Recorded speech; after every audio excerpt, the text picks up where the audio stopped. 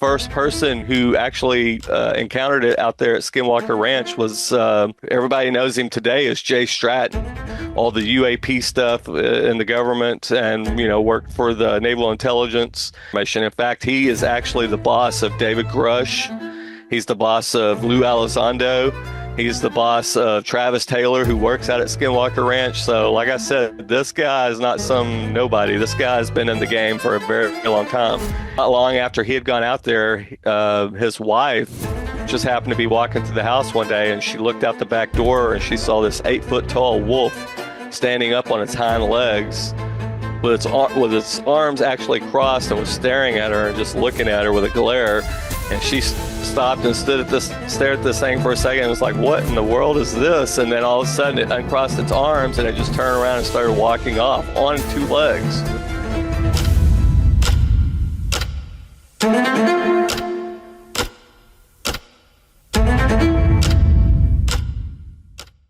Before we get back to this crazy conversation that we're about to have, I want to share with you something that has been a game changer for me and my health and my life.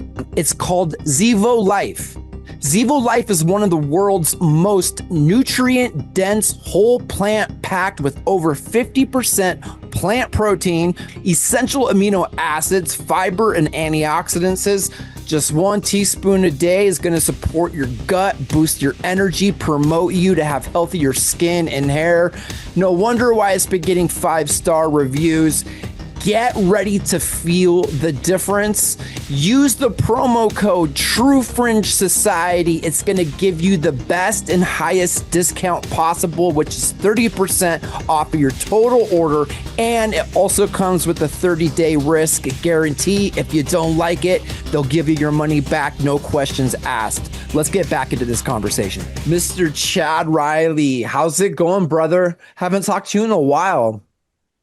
Going pretty good. It's good to be back, and it's good to see you, and looking forward to talking with you today.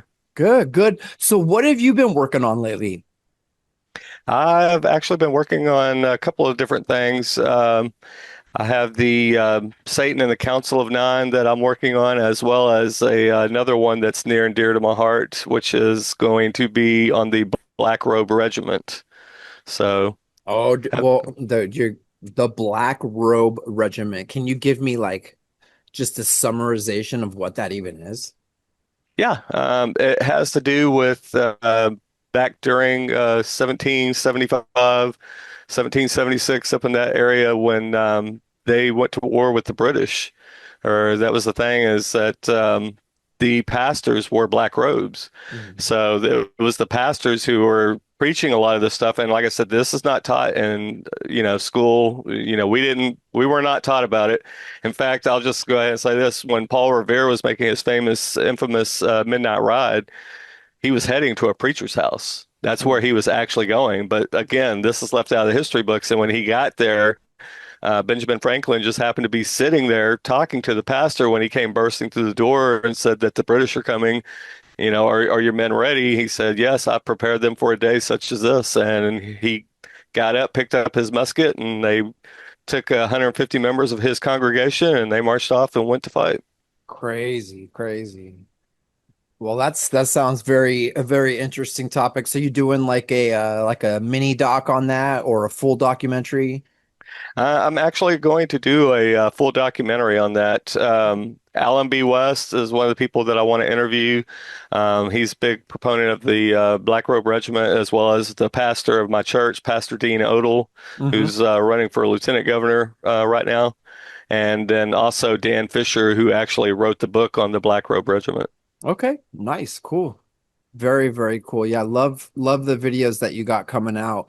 And you still have the one available that we talked about last time, the Stranger Things. It's got a long title to it. What was the name of that one again? Yeah, it's Skinwalkers and Stranger Things of the Unseen Realm, Yeah. and it's available on Vimeo. You can purchase it for 19.99. It's 2.5 hours long. I can guarantee you're not going to get everything out of it the first go around. It's everybody that watches it, they tell me that it's exactly like the Hollow Earth Chronicles, as well as even higher entities that we did, where you got to watch it multiple times because there's just too much information to unpack. So, but if you want, you can rent it for $9.99. You get it for 72 hours. So if you think you can watch it multiple times in 72 hours, you got that option as well. Yeah, go and just buy it and get it and watch it because I've watched it a couple times myself. Um, yeah, so speaking of like higher entities and crazy stuff, is I've, and I was searching through your Facebook feed and I came along the one that you did with End Times Productions, and you kind of start touching on the idea of the hitchhiker effect. And this is something that always intrigued me because I watch one of my favorite podcasts. It's a newer podcast, but it's the one that Jeremy and George Knapp are doing. I can't. Why can't I remember his name? You can maybe pull it out of me. But George Knapp and Jeremy, the guy that does all the UFO disclosure interviews. Like I don't know why his name is escaping Je me. Jeremy Corbell and George It- Knapp, but I can't think of the name of the yeah, podcast. But yeah, yeah. I know which one you're talking about.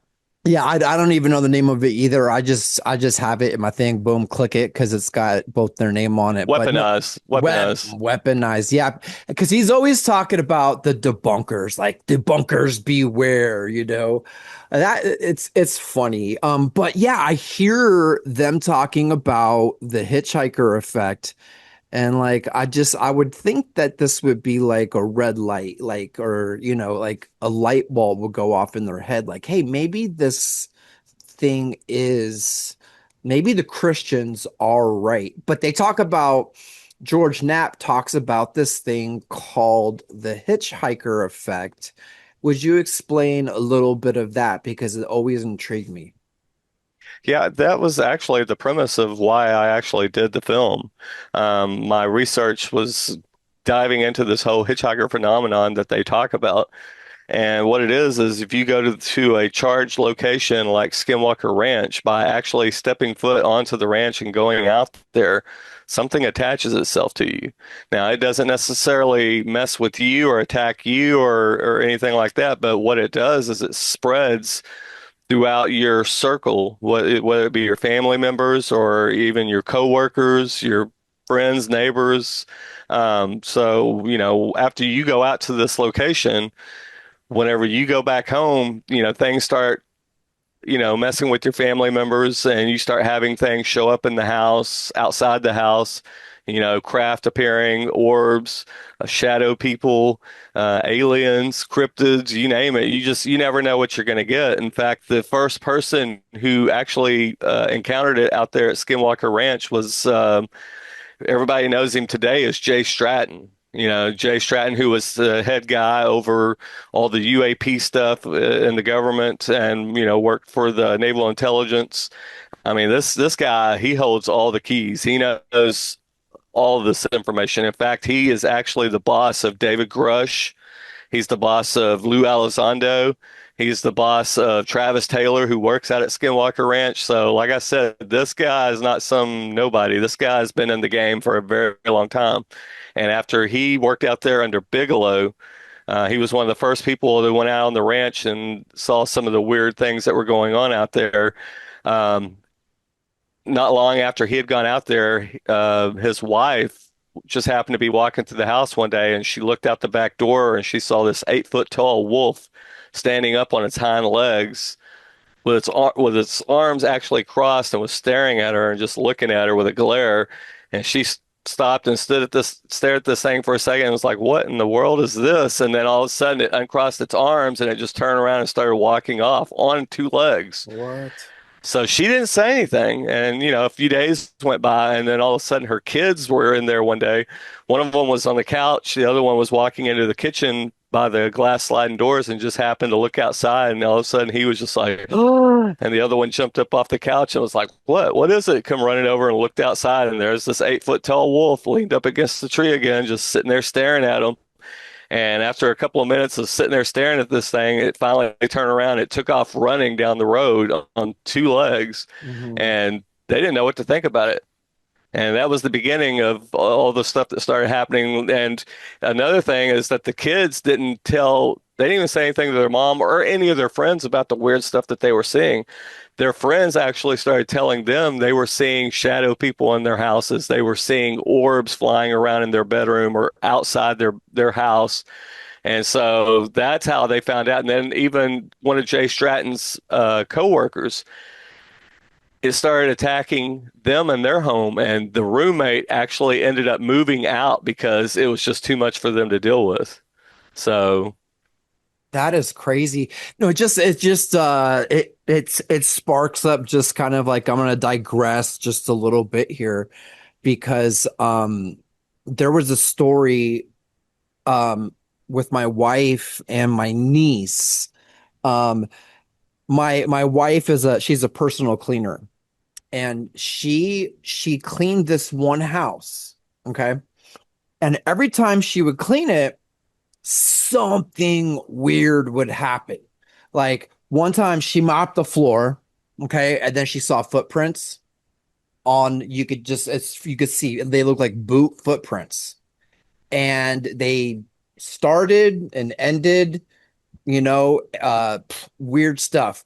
Handprint on sliding glass window. Now that's not the weird part. Okay. The weird part is my wife got pregnant, and she had given that cleaning job over to her niece, our niece, and we're sitting there at Christmas morning or Christmas Day. We were gathered as a family, and they didn't know that each of them had experience like that. And the niece started talking about how I called him. I said I would never clean his house again because she saw, fingerprints on the bathroom window, the bathroom mirror, excuse me, right after she cleaned it. She came back in, boom, there was a handprint, and like there were chairs that were moved out and whatnot. And it just reminds me, like, I don't know, man, it's like this thing, like whatever it is, you know what I mean? Like this phenomenon, it seems to be like you said, like it comes into your inner circle, and we're Christians. My wife would just be like, in the name of Jesus, leave me alone, get me out of here. And she kind of stopped seeing this stuff, and she wasn't really afraid. But the niece called the guy, said, I ain't coming no more. I'm not coming coming around your house anymore. But yeah, there's that really intrigues me. And I wonder, like right now, the guys that own uh Skywalker Ranch, they're like freaking all in Mormons, aren't they? pretty much, Pretty much. they're either agnostic or they are Mormons. But Yeah. you talking about that also reminds me of the Shermans who actually owned the Skinwalker Ranch before they actually sold it to Bigelow. Hmm. And whenever they owned the ranch and it started doing things to them, because what happened was the wife would go out and she would grocery shop. She would come home, she would set the bag of groceries down, and this is very reminiscent of the movie Ghostbusters. She would unpack Yeah. everything, put it away, step out of the room for a few minutes, go to the bathroom, do something, come back, and then all the groceries were right back in the bag, sitting there on the thing. And this happened numerous times. I mean, it would pick up her hairbrush and put it in the freezer or the microwave, different thing, just constantly doing stuff. And they referred to it as the trickster. And Yeah. eventually, that's what Bigelow and all them that worked out there as well. Even Chris Marks, who was one of the head of security out there when Bigelow was out there, he talked about how they were told to start getting into the occult and esoteric while they were out there working on the ranch. And they actually got them to start using Ouija boards. They started putting out offerings in different places on the property. And after a few days, the offerings would disappear and that these things would start to manifest and appear out of nowhere out there. I mean, just all sorts of crazy. But Wow. yeah, when he did an interview with what is it? The guy from the Vault, the Black Vault, Greg Greenwald. did Yeah. an interview with him. So, like I said, you go look that interview up and watch it. And like I said, I think he's even got the clip broken up where he talks about the occult and esoteric, and his name was Chris Marks. Hmm. Yeah, that interview will blow your mind. So basically, there was already supernatural evil stuff happening, and they said, "Hey, let's try to bring some more supernatural evil stuff by getting the Ouija board out." Yeah. The weird thing is, I find when the at least the last interview that I heard with Bigelow on Joe Rogan's podcast is he won't talk about it. He will not talk about it about the Well, things I that have. happened. Well, I have a clip in the film. I know you've seen it. It's actually Travis Taylor, and Hmm. it's towards the end of the film. And Travis Taylor says, he goes, the reason why Bigelow got rid of the ranch was because he believed that it killed his wife. And not just that it killed his wife, but it also killed one of his sons as well. Wow. So, like I said, and he didn't just keep in mind, he did not just own Skinwalker Ranch. That was only one of the two paranormal ranches out there. In fact, that's another thing that I document in the film is I show that there's multiple ranches that Hmm. are all equally just like Skinwalker Ranch, and they all fall in a straight line going down at an angle. And, Interesting. it starts off in the Uintah Basin and goes all the way down into Arizona down below. Hmm. So, like I said, you got, what is it? He actually owned Skinwalker Ranch and Bradshaw Ranch. And Hmm. for those who are not familiar with Bradshaw Ranch, it's an identical ranch. Not only did they have cryptids and portals opening out there and things flying in and out of these portals or things running in and out of the portals, but they also had the predator creature as well, dinosaurs and wolves and just not normal size wolves, what they call dire wolves, which would be almost the size of something like say a moose, a full grown moose. So something massive. Right. Right. Wow, dude. Yeah, Skinwalker Ranch is so very interesting. I mean, what do you think now? Like, I don't know. Maybe they're in like the fourth, fifth, sixth, even maybe even going into the seventh season. And Oh, they to just finished the six. okay, the sixth, and Hmm. it seems like it's kind of just deduced down to like, like Travis just wanting to like shoot rockets in the sky, and that's all that it is at this point. I mean, it's kind of funny to me, but they have legit, seen some, UAPs out there and experienced some, electromagnetic phenomenon with equipment and stuff. But what do you think of that show right now? Do you think it's tongue in cheek, or do you think they're being serious? Like they really are gonna, if even if they did, see something absolutely crazy, do you think they would even let that out? It's what they're doing out there is totally legit. I actually have been contacted by somebody who works out there, Hmm. and there was talk about me possibly going out there as well as Keith at End Times Productions. Yeah. We had to pray about it, and Keith, he said that he felt like it was not in his best interest to actually go out onto the property. And I'm kind of in the same agreement with him on that. But we do one thing that me and Keith both believe is that this will eventually be disclosure of Yeah. some kind, Okay. that they are going to eventually say that, yes, they have a craft out there in the mesa, that they're going to probably dig it out and show it on national TV. Okay. That's where we are on this. Okay. So there's definitely something going on out there. In fact, they have the what looks like a vortex. I don't know if you've seen Hmm. the lidar scans of the vortex and Hmm. stuff, where it actually goes up almost 2,000 feet up in the air, Yep. as well as the whenever they are doing certain things, it looks like whatever it is that they are scanning is actually under the ground. Hmm. So, it's like why is something that you can physically see where it's at showing up that it's underground? Yeah. Unless it is literally skimming the event horizon of some sort of a portal, wormhole, whatever you want to call it. Yeah. So, Yeah, that was kind of my is I mean not with the television show, but my theory always was, and this was uh based on Bob Lazar. So Bob Lazar comes out like in the late 80s with this stuff, and then 30 years later, he's asked the question by Joe Rogan, like where did these crafts come from? Now, if you're, coming from the point of view, you're going to give him the benefit of the doubt. I think, I think he's kind of been vetted over time, especially if you watch the documentary with Jeremy Corbell. Um, but he said that he doesn't know exactly where, but he remembers that they said that one of them was from an archaeological dig. It was Yep. old. It was really old. And I always kind of had that feeling that that is going to be the headline, like flying saucer found in an archaeological dig, and that it's really super old.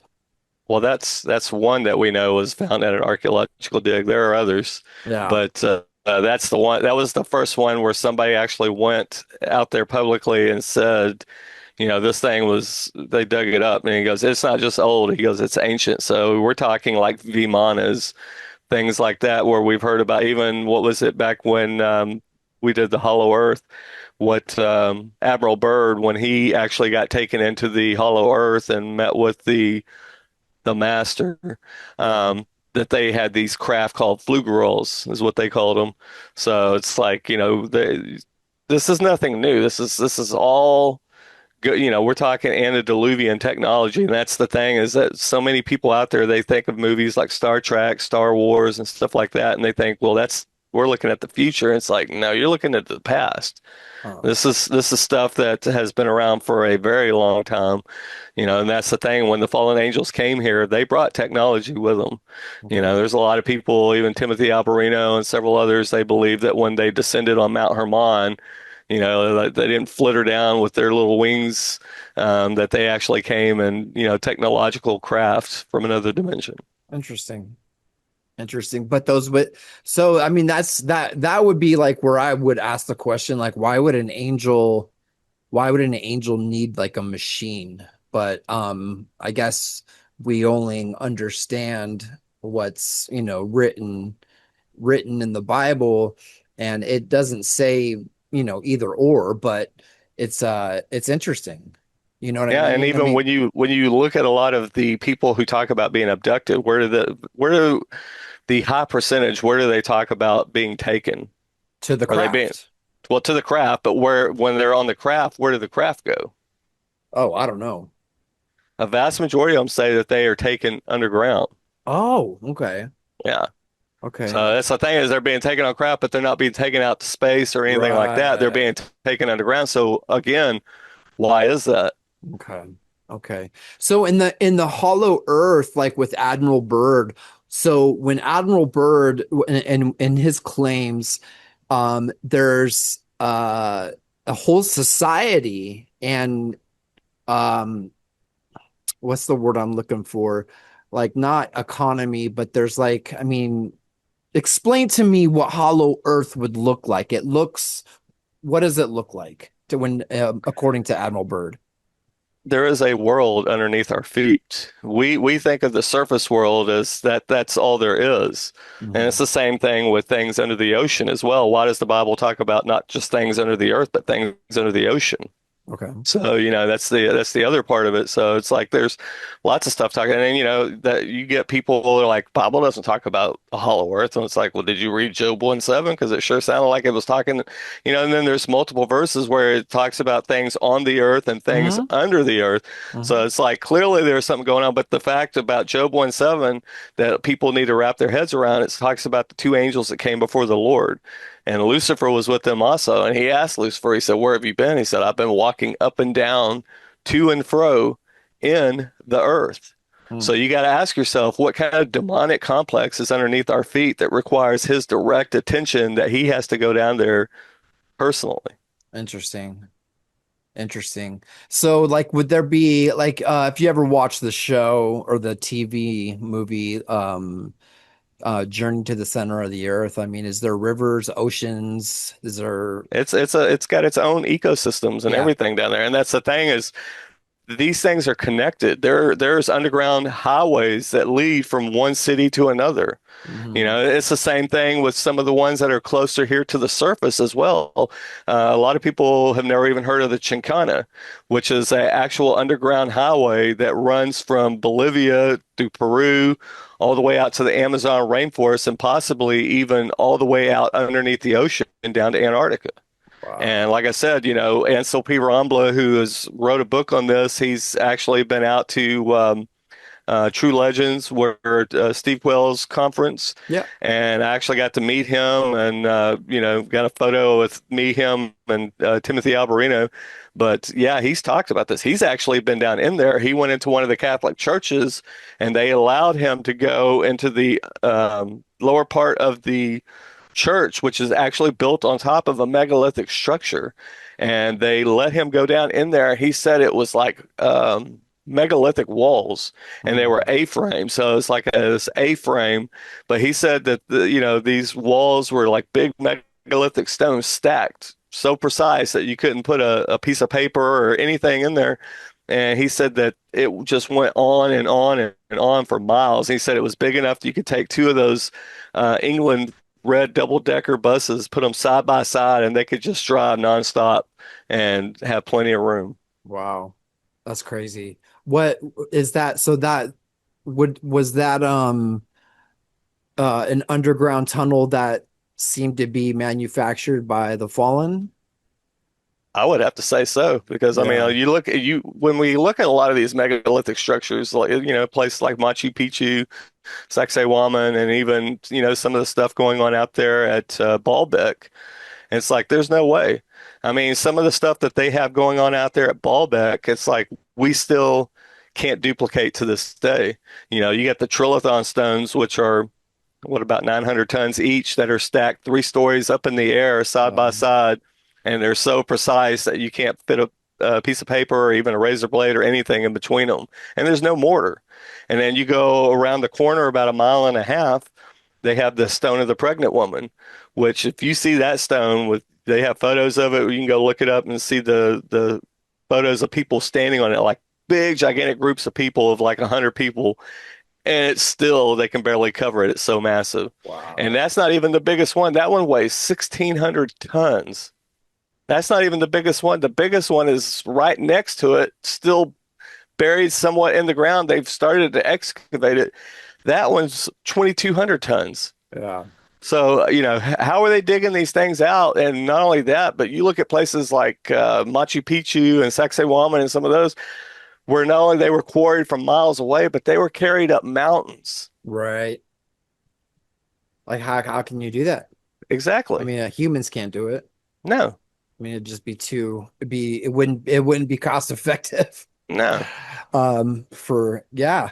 Because yeah, I've heard about like the DUMBs, the deep underground military bases. I've heard the theories, and I'm pretty much on board with a lot of what I've been hearing about that, how they have, coast to coast underground where they're using pretty much the TR-3B type of technology where there's just like magnetic train or whatever, kind of Oh like yeah, the maglev, yeah, maglev yeah. by the Rand Um, Corporation.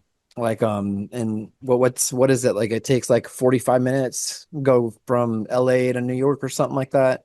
33 minutes. 33 minutes. Yep. Yeah, that doesn't surprise me. Like what do you think about the Paul Schneider story?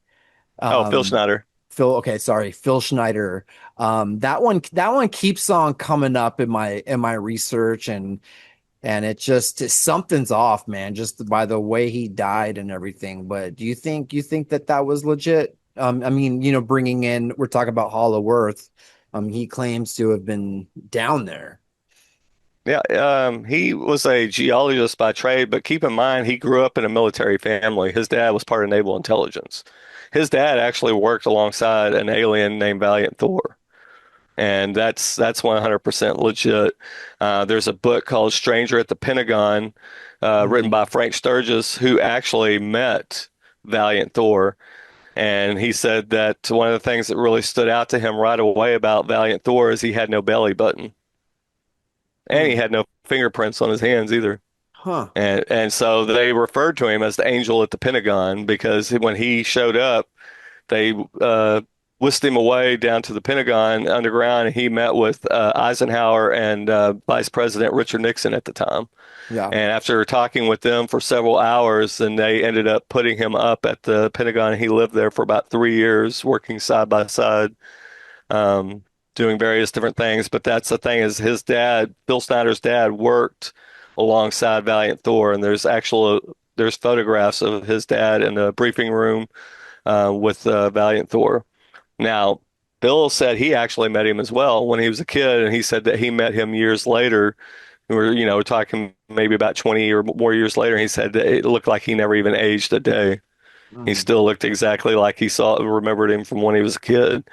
But and the dumbs. I'll get back to that in a second. This is nothing new. There's ancient dumbs. I mean, when I say ancient, look at places like Derinkuyu over in uh, Cappadocia over in Turkey. And when you look at Mhm. places like Derinkuyu, and that one city right there alone, and this is an underground city where they said that anywhere between 45 to 50,000 people could have lived underground. And this is like 14 levels underground, not like 2 or 3 levels. We're talking Crazy. 14 levels underground with air shafts, water wells, pits for livestock, and so on. It's like who built this? Well, it gets even crazier because the more you dig into it and you look into it, again, that's just one of almost 200 cities over in that area, and they found that they have underground connecting highways connecting them all together, kind of like the Chincana. Wow. And Well, most what people don't even know this. so what makes me think is like what drove them underground? I mean, if it was humans, I'm just saying if it was, like you and I mean, in our iteration, or was it, I mean, what drove them underground? That's the key thing. Are these even human? Yeah. Because that's the thing is like when we hear a lot of this stuff, like I said, you got the hollow earth. And when people are like, what happened? God destroyed everything in the flood. No, go read the text. And what does the text say? It says God destroyed everything he had created. Well, he didn't create the Nephilim, and he also did not create the monsters. That was something that the fallen angels took upon themselves that they did that was unsanctioned by God. Hmm. And we know that there are things that have been living under the ground for a long time. And again, like I said, when you read the passage Job 1:7, there are clearly things under the ground that require his direct attention that he has to go down there and interface and talk with them. So again, even the Kandahar giant, where did the Kandahar giant come running out of? A Underground. cave underground. The same thing Yeah. with Malta. You got accounts going back to the very early 1900s where people have gone in the underground cave systems and said that they've seen giants in these underground systems. That's crazy, man. Like you'd think that with all of the cave systems and all of the rumors and stuff, it's like even if one of the stories is true, you know what I mean? Like it's a game changer for all of humanity. Um, do you think that do you think that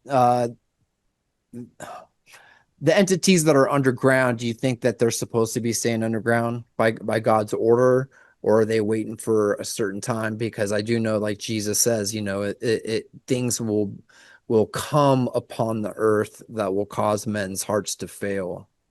Yeah, and that verse from Luke, I mean, that right there just says it pretty much all in a nutshell. I mean, we know Yeah. also about the bottomless pit that's going to be open, and that these things will come back upon the earth for sure. So yeah, I mean, as Christians, we don't have to worry about it if we're covered under the blood of Christ. But those who are not covered by the blood of Christ, when that day comes, I think that yeah, these will be the individuals that will probably be given over to fear. And I mean, even look in Revelation. What's the first thing that's mentioned in there, talking about those who will take their place in the lake of fire? Yeah. Is the fearful. Yeah. Yeah, that's very interesting. So back all the way. Let's go back to the hitchhiker because, or one thing that you said in that hitchhiker video with Anton's production was, and I didn't know this until just now, but you talked about how now we know. I don't want to assume that people know, so I want you to kind of set it up, but Jack, you said that Jack Parsons and Kenneth Arnold, who is basically coined the term flying saucer, that they flew together. And so I don't want to assume people know, that Parson. I'll let you tell about Jack Parson and Crowley and all that. Yeah, it was an actual interview that somebody, a researcher who back in the 80s had, that was one of the things he had uncovered was that, and see, that was the whole thing. Like I said, when I set out to do this film, was digging into the whole hitchhiker phenomenon, period. I wanted to know what it was, why it was attached to not just Skinwalker Ranch, but also Bradshaw Ranch, even Moonshadow, as well as Stardust, and even, goodness, what was the other one? I'll have to think of that one. But there's five of them all together, and like I said, this all goes on out there at all these different locations.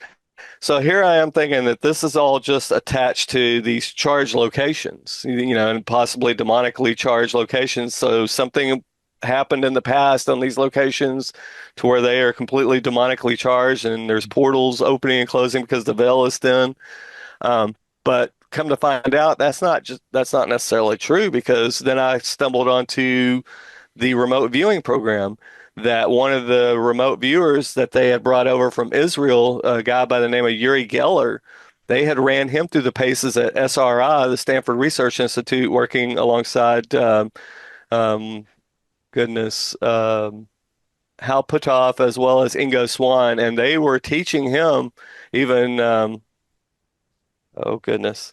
So this is the thing. There's so many names and locations. Sometimes it kind of start to slip your mind. But the individual with the glasses, his name is eluding me right now. But they ran him through the paces and they taught him how to remote view. Okay. Well, while he's sitting there learning how to do the remote viewing, and he picked it up so quick. That was another thing that really shocked them, just how easily he picked it up because he's well known for the spoon bending, kind of like in the movie The Matrix with the spoon bends. That was his claim to fame pretty much back in the day was everybody knew him as the spoon bending guy. But he's picking up the whole thing about remote viewing. He's able to do it, and they're trying to figure out how is he doing this. So they're studying him. Well, the scientists that were studying him, they started having the hitchhiker phenomenon taking place in their homes with their families. Started seeing shadow people and cryptids and UFOs and aliens and all sorts of bizarre things. And there were several of them that were really freaked out about it. So then I happened to be reading another book, and that book they talked about one of the earliest cases of the hitchhiker phenomenon was Kenneth Arnold. Well, everybody knows Kenneth Arnold. He was the pilot who was flying over Mount Rainier, Washington, that just happened to see these nine craft, that looked like what he said, saucers skipping on a pond. And that's where the whole term flying saucers was coined after that, after he had said that they started calling them flying saucers. Well, it wasn't until years later that he had done an autobiography, and in that autobiography, he wrote in there that he started having poltergeist activity taking place in his home Hmm. not long after that encounter. And not only did he talk about it, but his daughter, who went on to do several interviews, I can't think of her name right now either, but I have a clip of her in the film as well that she also talked about all the hitchhiker phenomenon, the poltergeist activity taking place in their home. But keep in mind that that was barely 2 weeks after the Roswell incident took place 2 weeks, not even 2 weeks later. So it's like you have that encounter, then you have the Roswell crash supposedly that takes place not even 2 weeks later, and then when you find out that Parsons, who was part of this ritual that him and Hubbard were performing out there, the Babylon working ritual between 1945 and 1946, that they said that they were successful the last time that they did it. Then all of a sudden, this going on. And so it's like, but when you find out that Parsons was a flying buddy of Kenneth Arnold's and that they had a mutual friend that lived in Roswell named Robert Goddard, who was also a rocket engineer and, was part of the early program of the rocket technology, and that he also did his experiments before he moved to Roswell. He used to do them in the exact same place that Parsons did his out there at Devil's Gate Dam, where him and the Suicide Squad would go out there and they would have the rituals for Pan, and then they would do their rocket experiments. So what are the odds of all that all these people know one another and that they're all interconnected? And they're all doing occult stuff. Yeah. Yeah, and I know, there was I researched a little bit of that, and Crowley he was a little bit mad that they were doing that, thinking he called them a bunch of lutzes, like they don't know what they're doing, and maybe they didn't know what they were doing, but it does, the timing of it seems weird. Now, I don't know if you've come to have your own theory on why or how. I guess it would be both as high and why and high and how, when people are seeing these UFOs, what gives these beings the authority to attach themselves and then go on to other people? I mean, that to me, it just seems like, I mean, it's Bible 101, it's spiritual warfare, but what is the end game? Is it just to mess with humanity? I mean, when you look at demons, how do they normally behave is that they do spread like a virus. Mm, And, if you open certain doors, you allow them to come in and attach themselves to you. And that's the thing is, the deeper and the darker that you go getting into occult, esoteric things, or just, I mean, anything that you put above God is your God. mm, If video games is all you think about and all you want to do is sit around and play video games, that is your God. You've made that choice. But that's the thing is that a lot of people that they mess around with the occult and esoteric. That was another thing that years ago I found out that a lot of people who have experiences with what they call the black-eyed children or black-eyed kids, uh-huh. a vast majority of people who have experiences with them have at some point gotten involved in esoteric and occult rituals, whether they were messing with Ouija boards, just getting into like Satanism, different things. And then all of a sudden these things started manifesting and appearing and they would be like, hey, mister, let me in, or hey, mister, let's go for a ride. You've heard all the stories. Yeah. Yeah, it's very, yeah, crazy stuff. Yeah, you don't want to be messing around with occult and satanic stuff. I mean, I know a lot of people get curious about it, but yeah, you don't want to open those doors, but the name of Jesus is powerful enough to dispel them, if you have, with your faith and everything. Um yeah, it's super crazy because I know George Knapp. I did a video on this a while ago, but there was even and you mentioned this in the video, that the End Times production video, which is so cool. Um and your Stranger Things video that you should go by. Um, but there's a base out in Las Vegas, near Las Vegas, where military personnel are claiming to see shadow people Oh yeah. at the base, and they're like pulling guns on them. Yeah.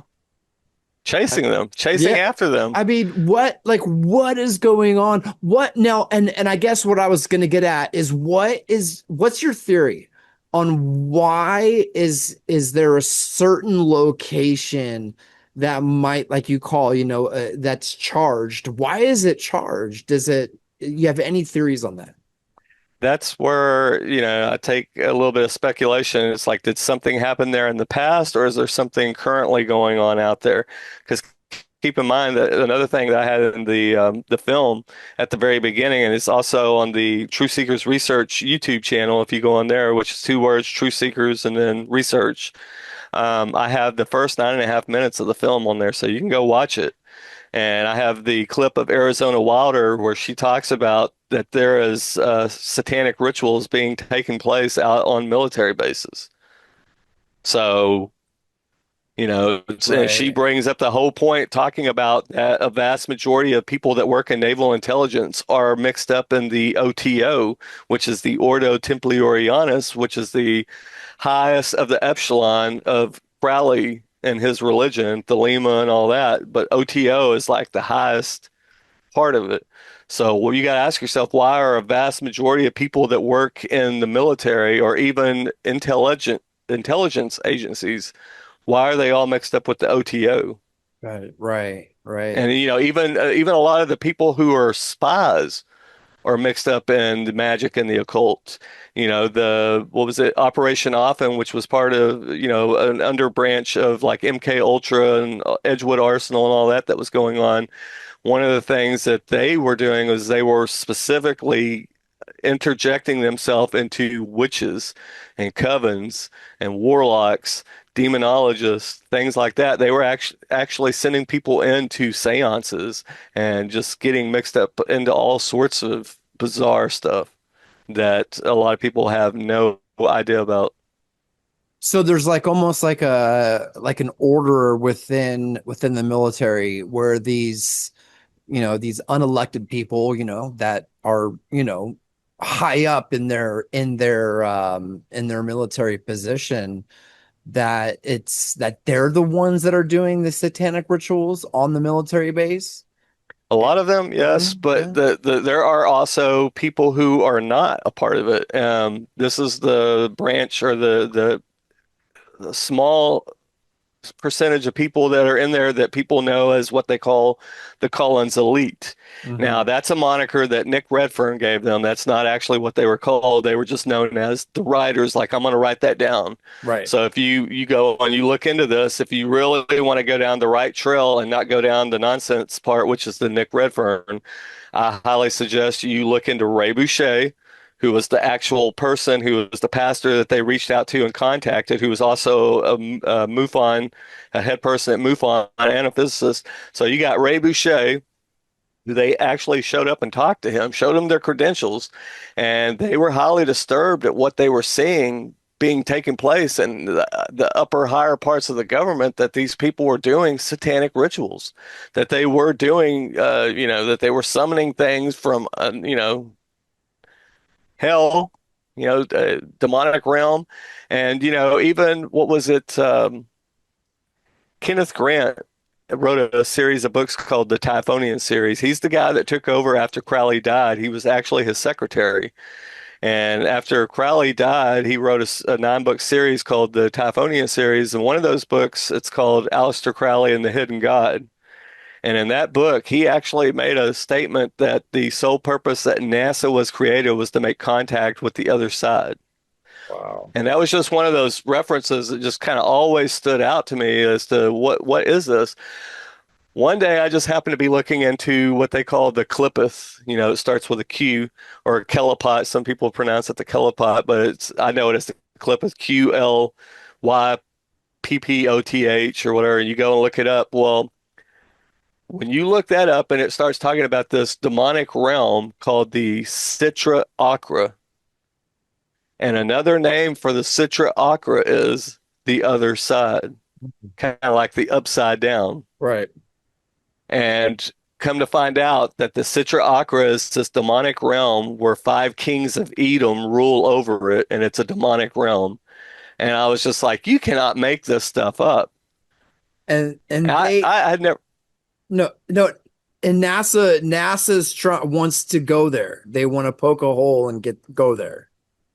Well, that's and so this you just got to ask. I mean, everybody's seen a funny thing that happened on the way to the moon. So if you actually believe that we've been to the moon and that, space travel is real, I highly suggest you go check out that documentary, because I guarantee you're not going to believe it ever again after watching that. Yeah. And and like I said, I don't tell people what to think. I'll point you in the right direction. You go check it out, Yeah. look at the information, and make up your own mind. Interesting. Yeah, I don't know what I've never been down those rabbit holes. I did watch the oh my gosh, I can't remember the name of it, but it was the one there was a documentary that they made about Stanley Kubrick and The Shining and all of like the hidden messages of how we didn't go to the moon. And it's kind of some of the stuff is pretty far out there, but like there's a couple of hidden messages in there that are very interesting because he was a person who is very intentional about every single shot, that he would take in a movie. But yeah, I don't know what to think about that. I haven't gone down those rabbit holes. But the more and more you think about it, it does is like, maybe we've been to the moon, but maybe not when they said that we went there. I don't know. So, yeah, I'm agnostic when it comes to that because I've not been down those rabbit trails, but would love to hear some stuff about it if you got any. You could just spit out whatever, man. Like, I mean, the whole thing about the moon, it's like you got into the whole thing about Kubrick. And it's like, the what was it, the movie 2001? He was in the middle of making that right mhm, before the moon thing came about, where they were going to need to. And I mean, the more you look into it, even the newer stuff today, you go and look at some of the information where it talks about how we don't have the technology to get past the radiation belts above our heads. mhm. That was one that was like back in I don't know, 2015 or 2013, somewhere right in there Okay. when that one came out. And that blew up. And it's like, okay, so you're telling me that we had astronauts back then that were in something probably, equivalent to as thick as a Coke can, but yet they made it through these radiation belts just fine. But now we don't have the technology to safely navigate through them. And not only that, but remember, then they talked about they lost the telemetry data, and that we no longer have a way of getting to the moon or back, and this and that. And it's like, are you serious? It's like, can't GPT or something like that figure this out in like 20 seconds and create that data? And it's like you got supercomputers, you got the computers that do qubits and stuff like that, like D-Wave, Right. and so it's like I don't understand. I got more questions than I got answers. Yeah, yeah. Well, I'm totally convinced that like Elon Musk is some sort of he's into the occult somehow because he's just into way too much things that line up with Bible prophecy when you talk about like a neurochip, and then he wants to go to Mars and all this crazy stuff, and now he's a character of division. I mean, he's like a Trump, he wants to divide people. Anyway, yeah, Have you it's have you seen have you seen the interviews with his babysitter from when he was a kid? nah. Okay, you might want to go check out the interviews of his babysitter, who Okay. talked about when he was a kid that he would actively open portals in his bedroom. What? And that one time he opened a portal in the bedroom and he grabbed her by the hand and he kept trying to drag her over towards the portal. And she said she could see demonic entities on the other side of this portal. And he kept pulling her hand saying, "Come on, I want you to meet my friends," and kept trying to drag her into the portal. Whoa, dude, that's insane. Is it a gift? Is it like a gift that is given, or is it something that he acquired? Like, and I don't mean gift like it's a good thing, but did he acquire the ability to do that? If it is, actually It, true, but it's one of these things where you got to ask yourself, it's like, because we know that a lot of these people are actually born into bloodlines, Okay. and that's the thing is like, is this something that they're born with these powers and these gifts because they're so demonic? And that's the thing about satanic ritual abuse. Was it Russ Dizdar in his book, The Black Awakening? That was one of the things that he stated that they the reason why they choose children and they do the SRA, the satanic ritual abuse, is to shatter their minds and open them up to demonic possession, in Right. essence, to tap into these demonic powers. Right. Right. Yeah. No, that makes a lot of sense. I'm gonna go check into that because I know there's something off about that dude. Um, that Yeah, I've I'll always send you the link for you to check yeah. out because, like I said, most people have never even heard of that. No. And I happened to be up in Oregon at the time, and people that we were there visiting with, they kept telling me that they knew this lady personally and that she lived about an hour and a half away, and we just never ever got a chance to go out there and talk to her. Dude, it's you know what? It's somehow, some way, and I don't okay. I just remembered this, but somebody emailed the Camp Herman show. I'm not sure if they left the message through the website or if they saw it on my YouTube and they emailed me. But no, somebody emailed us saying that they claimed to be Elon Musk's nanny. Yep, that's her. And That's her. and I read it, thought it was too fantastic, press delete. I'm gonna see if I can find that. If I can somehow find that in my trash. But I didn't, they were I can't remember exactly what the email was, but it was long-winded. It Yeah. was long-winded. And dude, yeah, I She's got got it. she has her own YouTube channel. Okay, so she I can't remember what her name is, but if you find her YouTube channel, okay. then you should be able to reach out to her and talk to her. But she, as far as I can tell, I think she sounds very convincing. Yeah. Okay. Yeah. I definitely need to look into that because like I said, sometimes I get stuff and I just write it off, whatever mood you're in at that specific time. But I do remember getting that thinking, no, there's no way. There's no way. But I'm gonna look into that and check that out. Just like I had done an interview with a lady. She's probably in the circle. You probably have heard her name. But she had claimed to be like a Montauk survivor. Okay. And so I interview her way back in the day when I first started. So it was like 5 years ago. And uh I couldn't grip what she was saying. Like I couldn't handle it. I found it just to be unbelievable. Excuse me. And so like I kind of sat on it for a while and I just was like, you know what? I just can't release this. I don't know what to say. Like I don't know if and this is before I was even kind of doing fringe stuff.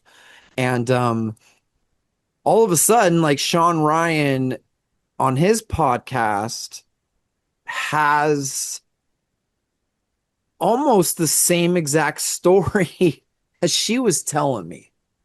and Yep. you and you put them together and I was like, oh my gosh, like what is she telling the truth? Because he was what he was saying, and this was the dude that Sean Ryan did, his shortest podcast Sean Ryan ever did, because he was stunned and he's like, oh, I gotta look, we'll have you back on later. But he was the one who claimed to have all the keys to the Antarctic stuff, um, and that he had been a part of the Montauk project, and how he was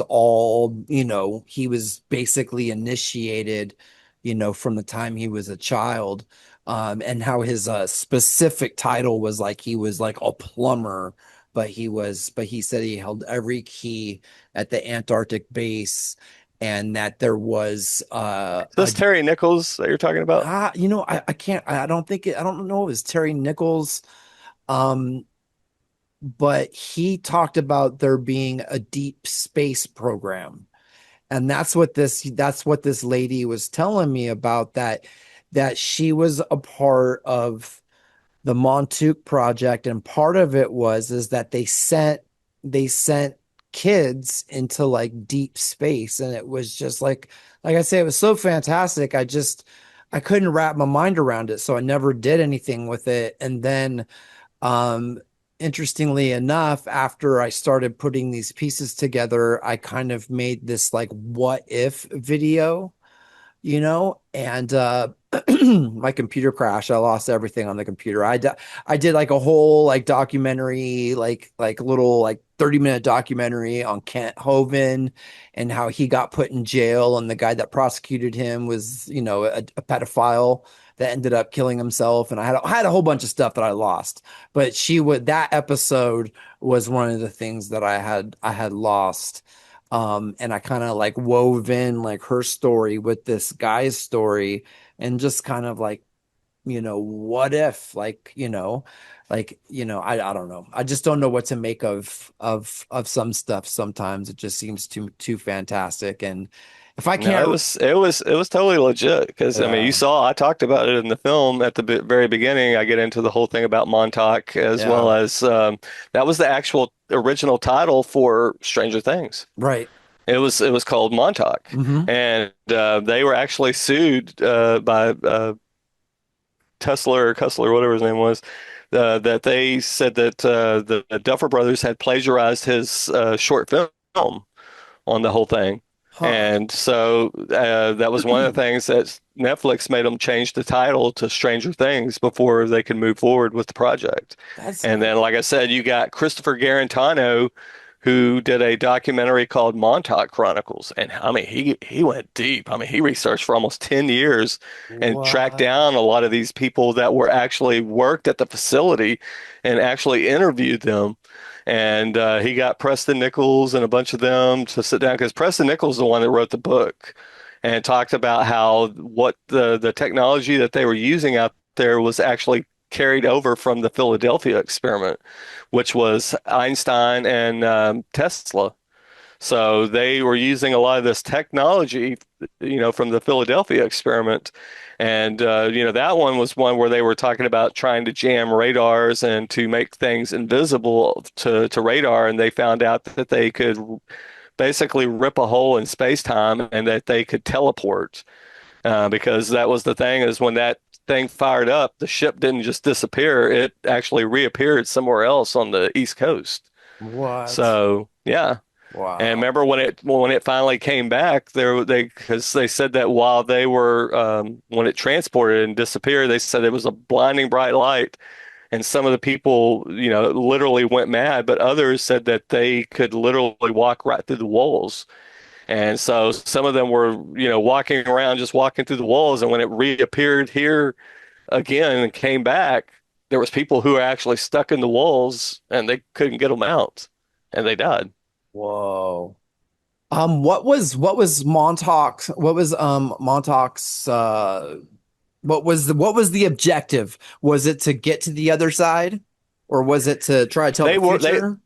No, they were actually they were making or doing things with the other side. And like I said, the upside down, the other side, the Citra Aqua, this is all we're talking about the same thing. This is a demonic realm. Right. And so they found that they could do things where it's almost like remote viewing when they would sit in this chair called the Montauk chair that supposedly they could see things at a distance. They could, gather information, but they could also cause things to manifest. They could think of things from another dimension and they would just appear.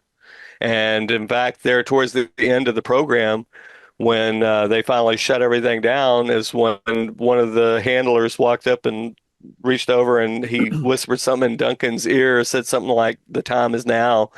And he said that right then, Duncan thought of this creature.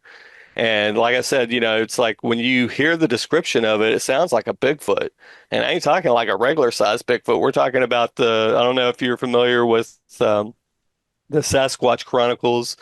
Um, Wes, I can't, goodness, and I'm struggling with names today, but the guy that runs Sasquatch Chronicles, he did one about something what they call mountain giants. And these are like 27, 30-foot tall Sasquatches. I never Wow. heard of anything like that, that there was any that big. And so, like I said, when I'm sitting here hearing the whole story about how this big, gigantic, hairy thing appeared out of nowhere, they said it went berserk and started attacking everything and everybody on the base.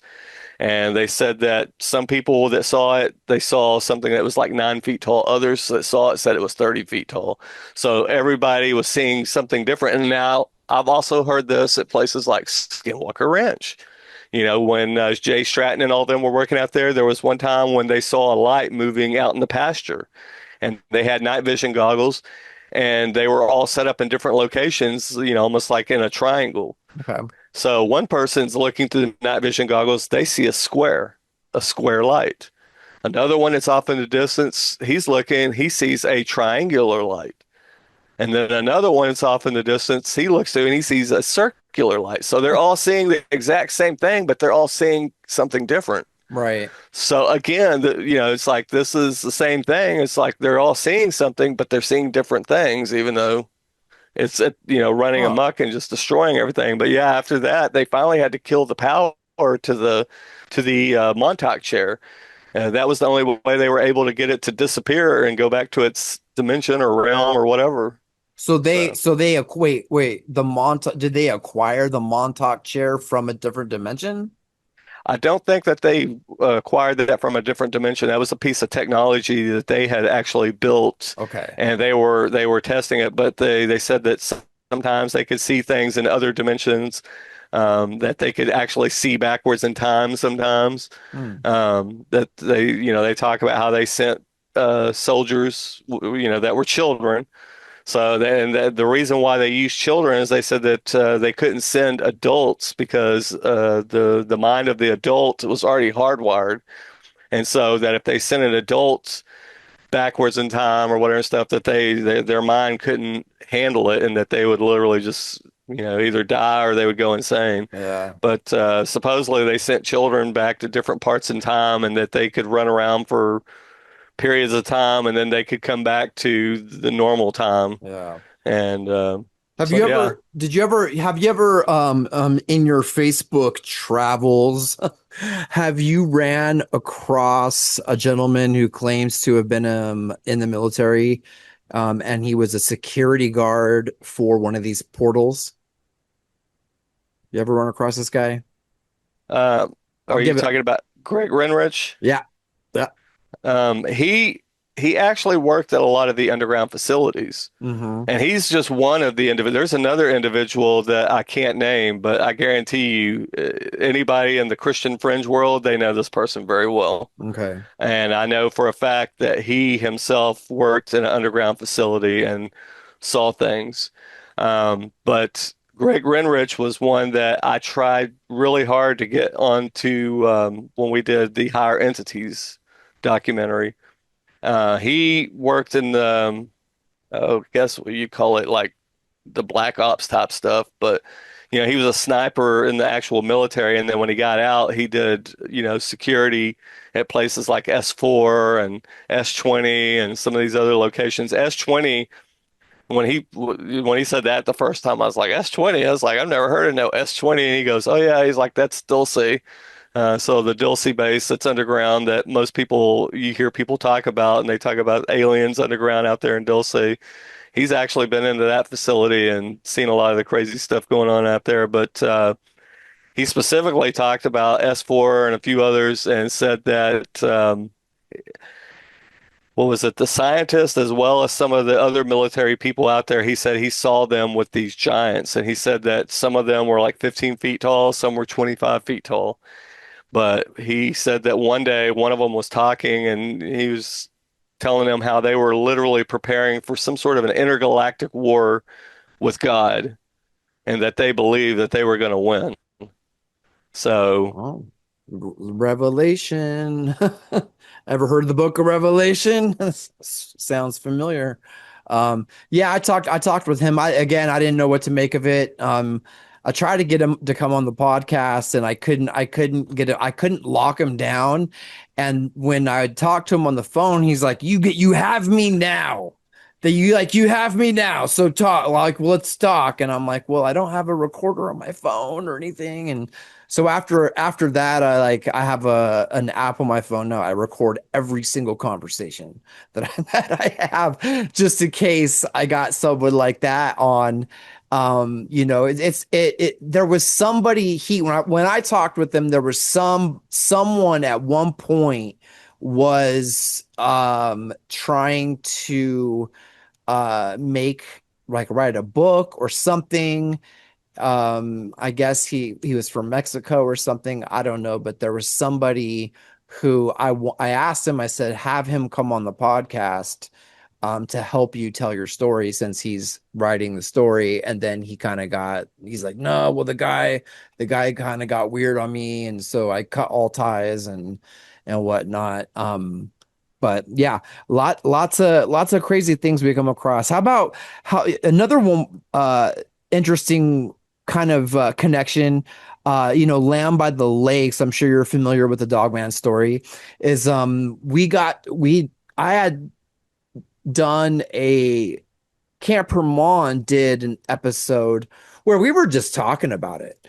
And I'm not sure if you're familiar with Jason Pillow, but he was on the podcast, and he lives somewhat near there. But we found one of the kids, and he's an adult now, that claims to have been there. And we got his story. And again, I have the phone conversation of it, but I could not lock him in to an actual interview because he's very, very, very weird. But the dude's like, yeah, I'm doing yard work right now, so I can't really talk too long. And then he talks to Jason and I on a three-way call for like 3 hours, and kind of like sets the story straight of the Dog Man and how it was, some sort of like government program out there where they were, maybe the government wasn't involved, maybe it was a private thing. I can't remember what he was saying, but he said the guy that was in charge, talked with him and explained to him what was going on. But something's going down in the LBL for sure. Yeah, I mean, I believe a lot of this is totally real. I mean, I can even point out, werewolves in the Bible. You can go look at Nebuchadnezzar when it talks about how he was accursed and he was sent out into the wild, and it talked about eagle's feathers sprouting out of his arm, talking about the Yep. hairs popping out, as well as his fingers turning into claws like talons or whatever and stuff, and that he was licking the dew off of the grass. So it's like this is nothing new, And then even when Yeah. you look at what is it like the Book of Enoch when it talks about what is it, the Book of Giants section in there where it talks about the monsters, where it talks about the giant. One of the giants was having dreams about the all the names on these tablets and that they would be submerged underwater. And when they come back up, there was only 8 names left on these tablets. And they didn't know what that meant. So they finally went to their fathers, the fallen angels, and said, what is this? Why am I having this dream? And what did the fallen angels do? They started crying immediately because they knew that a judgment was coming that was going to wipe them all out. And it talks about specifically, not only were they there, but it talked about their brothers, the monsters, were also there. And Wow. so when you start looking at all this, it's like there's been so much crazy stuff going on for, a very long time. Even Book of Jasher touches on some of this stuff. It's like not Yeah. saying you got to believe everything, but at least take a look at the information, read it for yourself, and come to a conclusion. Yeah. Well, yeah, I think the Bible, when we read it, you know, we tend to like overlook stuff like the Nebuchadnezzar thing. And if we're to read that literal, which I'm 100% that's what happened to him, because it says, like, finally God opened his understanding and he praised God for who he actually was, as the most high. Um, Yeah.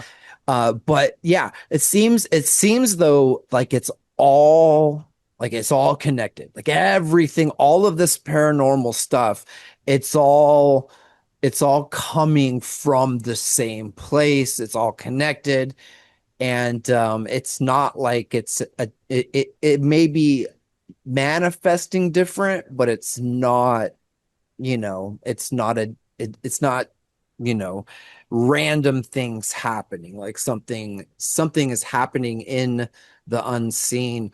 Like I tend to think, and I don't know what your take would be, but I tend to think that there's like an overlay on our reality that we can't see, you Oh, know, yeah. that, Totally. yeah, yeah. And I And mean, even Chuck Missler talked about this. Remember when he talked about the um, was it Scientific American Journal article that he talked about in one of his talks? He said that our reality is we live in a shadow right. of a much larger reality. And he's talking about the heavenlies or even the demonic realms. It's like these are much bigger, much more complex. And it's like our reality of what we think of as reality, we're living in the shadow of it all. Wow. And and so with that being said, it it's interesting, or maybe interesting doesn't isn't quite the word I'm looking for, but it's very convenient that Jesus gave his followers authority over this, let's say, overlay reality that we can't imagine, and we can sense it. Someone demonized comes in your presence, I know you can feel it. You just can feel the hate, and there's like they have a certain energy that you're able to feel. But um the fact that we have authority, maybe not over the whole dimension, but we could tell it to leave us alone in the name of Jesus, during this age. But I often think about this, Chad. Like I think to myself, like my rational mind has a hard time with it. My spiritual mind and my senses doesn't, I mean, my inner me, my heart, not my brain, my heart doesn't have a hard time, but they do. It's like it's because I don't see it every day. You're not living it every day. It's not a part of my reality, right? To be thinking of these things all the time. But I don't want to get to heaven and be like, oh my gosh, like I totally missed it. Like all of this stuff was so real. And all I had to do was pray for somebody and I could have helped them, or all I had to do was just, wake up in the morning and read the verse and charge myself up and put the armor of God on, and then this never would have happened. You know what I mean? Like I don't want to get to heaven and like real, you know what I mean? Like of course, when you're in heaven, you're not going to care because it's all gone, it's all washed away. But in the now, I don't want to look back thinking, shoot, man, I missed it because I didn't believe in the supernatural enough. I mean, I don't want to take it too far, okay? But I don't want to, at the same time, I don't want to discount it either because there's most definitely a war happening. I feel like it's happening all around us. I see it in my family. Like, I'll tell you, man, I'll tell you, like, I could tell you off air what happened the other night. I just can't say it on the show, but basically, family of five, and something showed up, and it flipped a switch in everybody except for me, and I was like, I know what's going on, and I just all I had to do was pray. Had to Yep. do is pray and call it out, and it is real.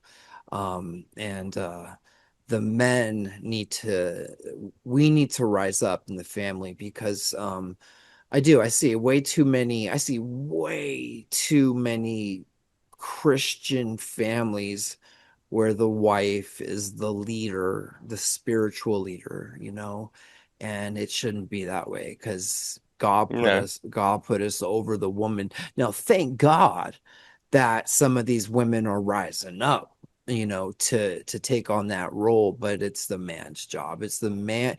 If it's done right, within a family, I think a lot is to be benefited for that family within prayer. I mean, there's even doesn't even Peter like say something about about something with your wife that your prayers don't go hindered, like if you're not right with your wife, something I can't remember why. I don't even know why I brought that up, but I just brought it up for somebody. But there's that thing, like if you're not tight with your wife and you're not on the same page, somehow your prayers can actually be hindered because of that. Well, I mean, there's a lot to it. I mean, that's the thing is we do live in a supernatural world. I mean, when you read the Bible, it's probably one of the most supernatural books you'll ever come across. And like you said, you either believe the Bible or you don't. Yeah, And, quick way, like I said, that you can point this out to people is you can say, look at, go back into Genesis 2 and read when it talks about on the sixth day, God created men and women, plural, told them to correct. be fruitful and multiply. Then it says on the seventh day, he rested. But then later on, it says, then God created Adam. Adam was unique. He put Adam in the garden. They're like, that's the same story. No, it's not. Yeah, I This don't is think why I it is. say either you believe your Bible and you read it and you believe it exactly what it's saying, or you don't. Yeah, That's why we are in the pickle that we're in right now with a lot of these so-called denominations where people are like, well, I think the Bible means this, or that's allegory, or it's this, or it's that. It's like, what does the Bible say? yeah, Because your opinion or what you think about it is irrelevant if it goes against what the word says. yeah. And so, the thing about family, especially like you're talking about men, I've even had this discussion with other Christians where they're like, we're not supposed to do this. It's God, that says that vengeance is the Lord's and this and that. And well, you're talking about not protecting yourself or, just allowing whatever to happen because we're not supposed to fight back or we're not supposed to do this or do that. It's like, well, what did Jesus say in the Bible? One of the things that Jesus said was, if you don't have a sword, you better go sell your cloak and get one. And not only that, but two of the apostles carried swords. Uh-huh. And another thing that a lot of people don't know is that if you were not a Roman citizen and you got caught with a sword, that was an automatic death sentence. I mean, Hmm. they would crucify you if they caught you with a sword and you were not a Roman citizen. So the very fact that two of the apostles were carrying swords and they were not Roman citizens, and one even drew his weapon and used it when they came for Jesus in the garden. Yeah. And I think So, I think he tried to kill him and he just missed. He cut off the dude's ear. I think he was going to kill him, you know, and Jesus just put that ear back on. But yeah, that's crazy. Um, yeah, man, good talk. I feel like there was one more question I wanted to ask you. It's eluding me right now, but this is this podcast has the name the True Fringe Society. So I want to invite you, Chad Riley, to be a part of our family, the True Fringe Society. What do you say? absolutely. Let's do it. Cool, cool, man. Yeah, we're yes, I remember what I was going to say now. Yeah. Okay. One last question for you. And this question, I'm working on a small doc, and so that's what I'm going to use this for probably. I'll still leave it in the podcast. Um, in a word, it doesn't have to be long-winded. I know I don't want to spend too much time. I don't want to take up too much of your time. Do you believe in lizard people? Yes. Okay. And Can the you? reason why is it's actually in the Bible. You got the Nakash, which is in the Garden of Eden, and then you also have the seraphim. When you break down the root word of the seraphim, it talks about the shining serpent ones or shiny serpents. So these are the ones that are fluttering around in the throne room of God that are sitting there going, holy, holy, holy. So the very fact, and when you read the description of the seraphim, it has the top two wings covering their face, so you never see their face. Yeah. Then you have the middle wings that they're flying with, and then the other two wings at the bottom are covering their feet. So that's the thing is that whenever they take the wings off of their head, they look like serpents, and they are glowing because they are constantly in the presence of God.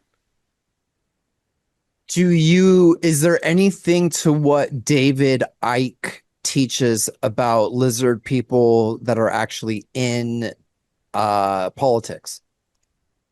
Or There very well could be, but keep in mind that this ties in with the fallen angels because when we think of the fallen angels, we think they all look exactly like us. That just right, ain't the case. right. And when you look at stuff like the Lion Men of Moab, that right there should be a dead giveaway that they all didn't look, completely human.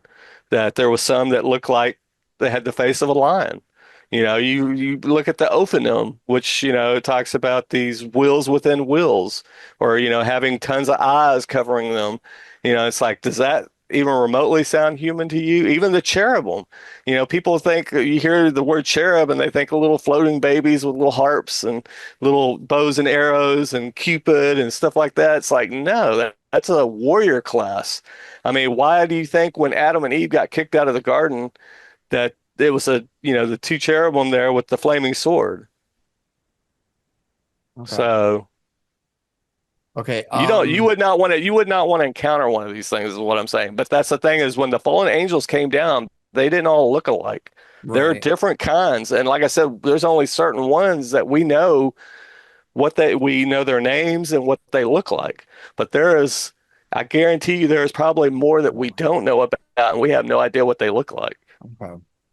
Do you, I mean, so yeah, I mean, just going off of the David Icke thing again, um, because there are these people that are thinking that the world is actually like politically ran by this special bloodline of lizard people, shapeshifters.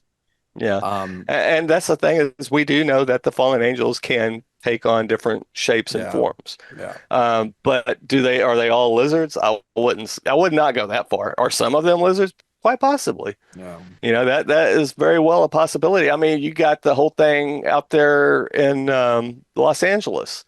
You can go look up the Los Angeles Times article from the 1930s where they talk about a lizard city that was underground out there that went on for miles underground. Even the Native Americans were talking about it. And that was another thing that I didn't go too deep into this in the film, but that's another thing that's probably going to work its way into the whole thing about the Satan and the Council of Nine is that the whole thing about Laurel Canyon where all the people keep in mind this is like all of Edgewood Arsenal, the people like Dulles and even Jolin West and all those who created MK Ultra and so on that came out of Edgewood Arsenal. They were taking advantage of the musicians of the time in Laurel Canyon, people like the Monkees, the Beatles, the Grateful Dead, and so on. All these musicians that everybody grew up listening to that went on to, um, you know, um, that they made an impact on all the other musicians that have come behind them. They were being used, given LSD and other drugs, and they were they thought they were just opening their minds to, you know, whatever's out there, just expand my horizon and I'm gonna write this song. No, they were opening themselves up to demonic entities and this stuff was being fed to them. All that music from that time and that era. And like I said, that lizard city that I talked about, it's less than 7 miles from Laurel Canyon. Oh, So, like I said, this is and the whole thing about Los Angeles being the city of angels, the city of fallen angels. There's something to all this. And why do you think out there in Hollywood the pedophilia and all that kind of stuff is as rampant as it yeah, is? yeah. Yeah, I grew up in LA. I mean, it's always been just an interesting, crazy place. But yeah, the music thing is like it's one thing that I tell, I have two stepchildren and a 2-year-old. But music is powerful. I mean, It is. it's on both ends, man. Like using it for to worship God, or to convey a political feeling or an idea. It could change, like one song could maybe it won't change the world, but it could change the world for one person, Yep. and wake them up to something good or something bad. And I realized this when I was about 28 or 29, and I was coming to get saved. And I went out, and I believed in God. I was talking with God. I was close with Holy Spirit, and I was in this process, like this cleaning up process. And I heard a very authoritative voice in my spirit, not audible, but when God's talking to you, and said, it's time to change, the music that you're listening to. And I didn't really realize how true that would have been until I bought a new CD, put it in my CD player, and the first words were, "Give me drugs, give me drugs, give me more drugs." And what was I? My entire life at that point is I was a drug addict. And I realized, like, I've been putting this stuff into my mind, and I have become what these guys are singing about. You know what I mean? I'm a freaking, heroin addict, and I have become what they're singing about. I put them where God should have been, and idolized them, and it destroyed my entire 20s. It just, and and the fact that you'd have a conversation like this, though, with like a 13, 14-year-old, and like they will fight back tooth and nail on that. And I always ask them, why are you so passionate about fighting back on this, when I'm saying that it's demonically charged music? And Yeah. why are you fighting back so hard? Um, it's not because it's not because you believe what you're saying. There's something that's that's telling you, that's oppressing you to be that passionate about it, because it's a very, very strong vehicle for them. And once you turn that vehicle off, you could stop a lot of negativity in your life. You'll feel better of just stop putting. And I listen to secular music, but I'm picky and choosy. If you're talking about, the devil roaming around and stuff like that, you're not going to end up on my speakers. But yeah, it's a strange world. We are all acceptable to the demonic, but we've got power over them in Jesus' name. And that's, at the end of the day, that's the cool part about it. And we get to spend eternity with him rather than in the lake of fire. So, Chad, anything else you want to share? You want to do a plug of your movie? I also did see, and I can cut this part out if you don't want me to put it in there. But I did see that somebody did start like a GoFundMe for you and your ministry. You want to give some plugs for that? Yeah, that was actually one of our dear friends at the church that we go to that we're part of. Um, we are currently in the process of trying to get out of the place that we're in right now so that we can get into a permanent place, because that's one of the things that's really hindering the film projects right now, is that we are struggling a little bit financially. So Yeah. the quicker that we can get some money towards putting towards either a camper or something like that, where we can move into that, that way I can not have to work as much full time trying to make sure that we can keep a roof over our heads and pay our bills and things like that, then that way I can get back to focusing on the actual ministry work and the films. Yep. Yep. That's my thing. I try to put as much information in there as I possibly can so that people can see how everything is connected. And that way that, you're armed with the same knowledge. And that way, when you go out and you are proselytizing or you're, practicing apologetics, that you can actually witness the people and you can say, that's a good question. Let's talk about that. Let's get deeper into that. So some people are called to preach, some are called to evangelize. I guess you would say I'm more of a teacher and I work through films. Okay. So yeah, the film is Skinwalkers and Stranger Things of the Unseen Realm. It's on Vimeo. Again, like I said, you can either rent it or you can buy it. And the Truth Seekers Research YouTube channel is just two words. Truth Seekers Research. You can watch the first 9.5 minutes of the film and see if that's something that you might be interested in. And I have lots of little snippets cut up of different clips throughout the film that people may find entertaining as well and edifying and informative. Okay.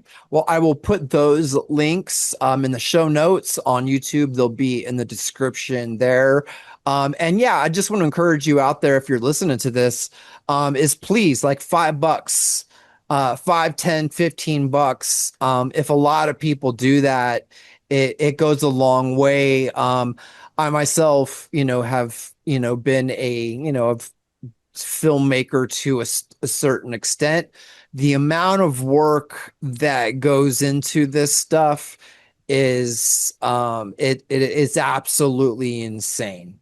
And this is something that Chad does, and I know that he's given his life to it, because it is one of those things where it just becomes your life, and you start making a film, and it's your blood, sweat, tears, and research, and putting all this stuff together, co-laboring with God to get something out.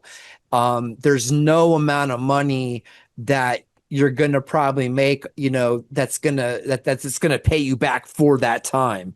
And so anything that you can do, like don't be lackluster when it comes to opening up your wallet to a fellow brother who wants to give you something. He's not asking you for food. He's not destitute. He's asking you to, hey, help me out and I could give you more. And that's the same with any artist out there. You're giving your money to Marvel and Disney all the time. Let's not be stingy when it comes to this stuff, because I need money too. I've got some projects, and I've got to use my own money half the time, and you hardly ever make it back, and that's not the point. But the point is to spread the gospel. So that's my soapbox. Chad Riley, welcome to the True Fringe Society. We will have you back on. I'll reach out to you. God bless you, sir. Thanks, sir.